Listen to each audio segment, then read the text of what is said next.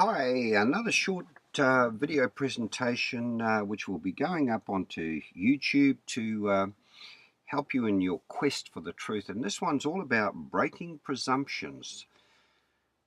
The law is all about presumptions.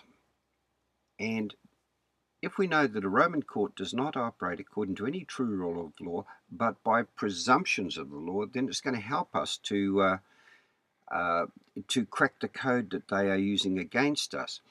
Therefore, when we receive presentments from the private bar guild and do not rebut them, they become fact and are said to stand as the truth, or the truth in law. Here we go. We look at what a presentment is. The act of presenting to view or to the mind something expressed, presented, or exhibited. The light in which something is presented, and now in law, the act of submitting or presenting a formal statement of a legal matter to a court or an authorized person. The report written by a grand jury concerning an offense and based on the jury's own knowledge and observation. Now this is the one we want. 3. The act of presenting a bill or a note for payment. So now you can see that anything that they present to you, being court documents, rates demand, traffic tickets or anything like that, are only presentment. And there, section 3, now this is from Bovier's online dictionary.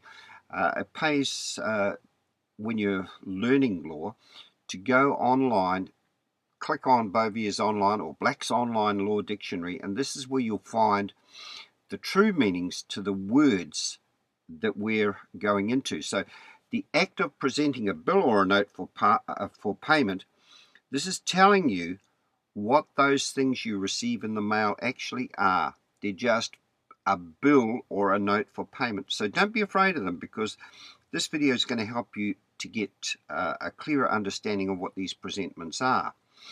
Now, the people who present them to us belong to this organization. It's called the Private Bar Guild. Once again, do a Google Act, put Private Bar Guild into Google, and this is what you'll come up with. The bar guilds are the direct descendants of the Florentine, Venetian, and London guilds of the Middle Ages that used merchant trading principles to commercialize law and personally profit from crime, as demonstrated by the history of courts and their literal meaning. What they're telling you there is that the courts are a private company, and they're just giving you presentments or bills for payment. And if you know how to pay them, you can pay them off correctly. But if you don't know how to pay them, we'll show you in this demonstration how to rebut their presumptions. Okay, so the bar guilds now control almost 100% of judicial assemblies around the world, in the worst example of organized crime in the history of civilization. Okay, so what they're telling you in this, this is a Google quote that I picked up on the internet. They're telling you that they're just an organized criminal bunch trying to raid you. So if you know who they are, you can help to break the presumption that they have some sort of control over you. So what is a presumption? Presumption, a rule of law which permits a court to assume a fact is true until such time as there is a preponderance of evidence which disproves or outweighs, there we go, there, rebuts the presumption. So unless you rebut that presumption, they're going to assume that the fact is true. So each presumption is based upon a particular set of apparent facts paired with established laws, logic, reasoning, or individual rights. A presumption is rebuttable in that it can be rebutted by factual evidence. One can present facts to persuade the judge that the presumption is not true. Now, it's quite easy to rebut that when you know who you are. So you need to establish that fact pretty quickly. Rebut the fact, and they have no control over you. The next thing to remember is that he who makes the claim must prove it. So you don't want to be making any claims. You want to be asking questions. When you ask questions, then if they've made a claim against you, you ask a question and they must prove it. So when a summons or a claim is sent to you, don't panic. Don't be concerned. It's only an offer. And if you accept it as that, soon you will start to have a totally different outlook on the law. You'll stop your worrying. Okay, this is an example of an offer I received recently. Okay, now on the top line there, you'll notice you were advised that a judgment for unpaid rates was entered against you in the district court at Manukau. Okay, so now I've talked about rebutting. We've seen what presentment is. Now we need to look at what rebutting is. So rebuttal is evidence introduced to counter, disprove, or contradict the opposition's evidence or a presumption or responsive legal argument. So what they're telling you is, and this is once again is from Bovier's Online Law Dictionary, evidence introduced to rebut a presumption or to contradict a presumption. Okay, so learning these words, you will stop all the fear that's going through your brain at the moment and start to act against them.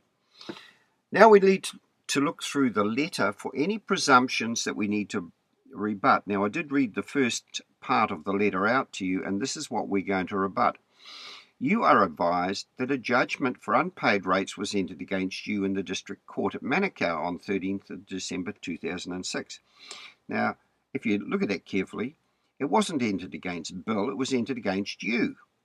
So we are now going to rebut that presumption. Well, hopefully we are. The letter was addressed to John Doe, or to Bill, but the first sentence addresses you, because the judgment wasn't made against John Doe or Bill, it was made against you. You were advised that a judgment for unpaid rates was entered against you in the district court at Manukau. Now, is that me? Oh, sorry, is that Bill or is that John Doe? I don't think so. Properly, you is indeed a plural, yet the word you is often spoken as if it were in reference to a singular man or woman. In such instances, the word you induces a natural inclination for everyone in the audience to hear it as being addressed singularly or to themselves, particularly if the word you follows an antecedent noun. All right, so understanding that, you will start to get a picture of what's going to happen. The letter was very clear that the judgment was entered against you. And what the court now needs is for John Doe or Bill to accept that he is you, or in other words, that the judgment was entered against John Doe or Bill or whomever. This may sound simplistic and absurd, but that is exactly what the courts want us to think. The law always has and always is very precise, which is why we must be precise. Never presume anything. Always question. Always, always, always question. Otherwise, you are going to have a problem. So now we must rebut that we are you. Quite simply, we write back to whoever gave us the kind presentment. And this is what we say now. First of all, I'm doing this letter in a large font so that you can see it a lot more clearly. And then I'll put the whole letter as one. Okay, so up the top you'll note that I have private in big red letters. You must write to them privately. Mr. Registrar, and we address it to Mr. Registrar or to whomever in their private capacity. And we say, Dear Sir, we thank Mr. Registrar for his correspondence, which we received today, the 1st of the 1st, 2013. There appears to be a mistake, as although the correspondence was sent to John Doe, the judgment was against you. Would Mr. Registrar in his private capacity kindly confirm who you is and or forward this correspondence to you? And then we serve notice on him.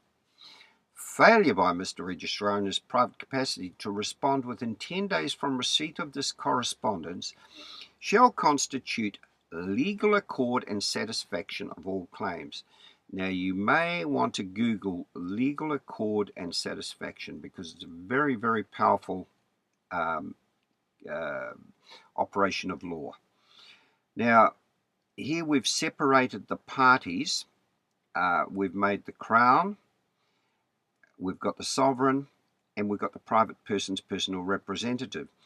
Now, those parties, I'm not going to go into it too deep in this presentation, but you will see that the Sovereign is CD, the private person's personal representative is AB, and you do it before two witnesses.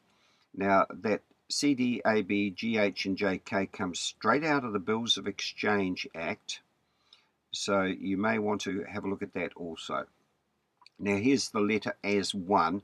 I've just made it in a smaller font so that you can see it, the two parts and the bottom, all as one. Okay, should we ignore, argue, or fail to rebut any of their kind offers, then we are in big trouble. And I can assure you, you must. You must rebut, otherwise an adhesion contract takes effect between the real man and the John Doe Trust. And this is where we become the customer. We become you. Okay, an adhesion contract, once again from both ears, a contract so imbalanced in favor of one party over the other that there is a strong implication that it was not freely bargained.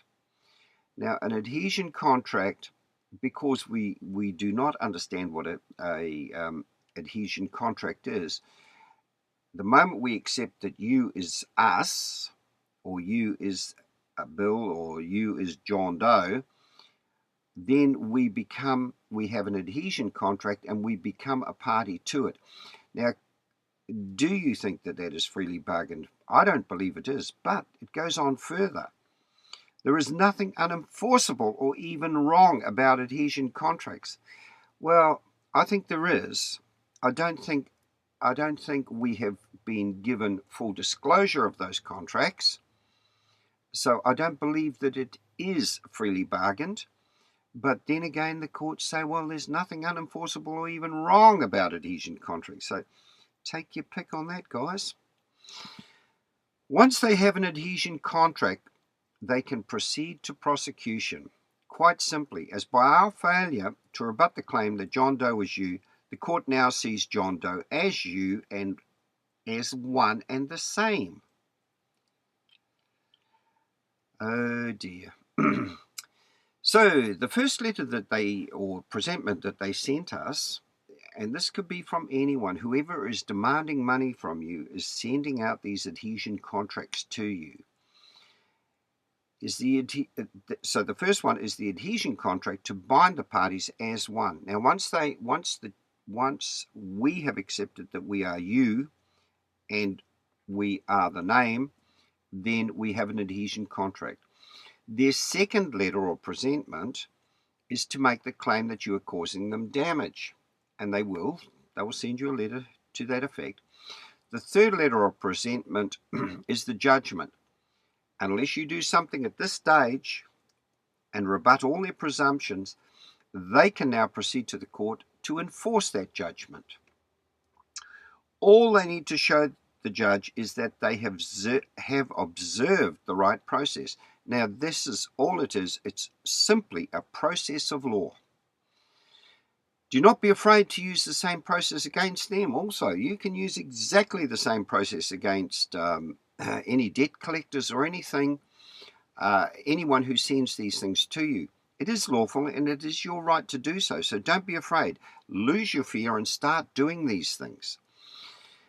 Okay, what the courts rely on is our lack of knowledge and fear. So hopefully these little videos I'm doing will help you in your knowledge and also in losing your fear. Empower yourself with knowledge and the belief that what you're doing is right, because it is your right, and the only way that you can enforce your rights is by standing up and doing something about it. So I now wish you good luck in your search for the truth.